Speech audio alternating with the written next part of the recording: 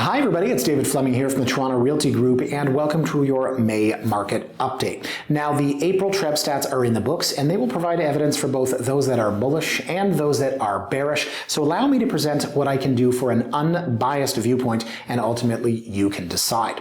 Now the average home price on a month-over-month basis is up 3.1%. That's fairly significant and as you can see it's only off last year's pace by 0.3%. We're essentially in line with 2023, but the big question is, as it has been for me all year, will we top 1.2 million? Remember last year the market peaked in May just below $1.2 million.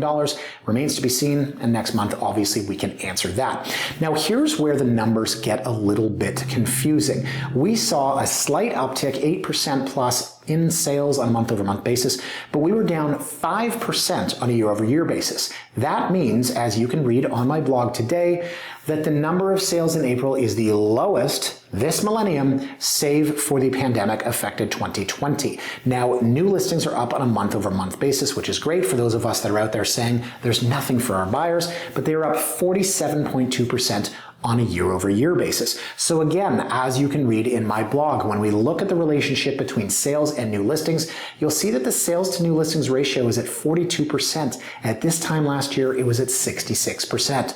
A lot of data, but just listen to this, folks. If we have essentially the same number of sales, actually down a little bit this year, but we have 5,000 plus new listings, something doesn't make sense. Last year we were saying there's nothing out there. Now we have stuff out there and they're just not moving.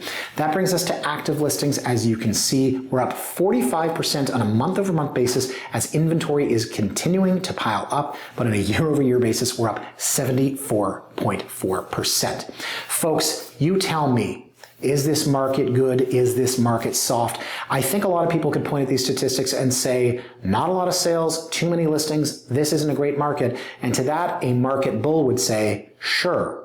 But despite all that, we still saw a 3% increase in average home price, and the market is resilient. You decide. I'm all ears for feedback, and come back in this space next month to hear if the market did in fact peak in May, and if it surpassed last year's total.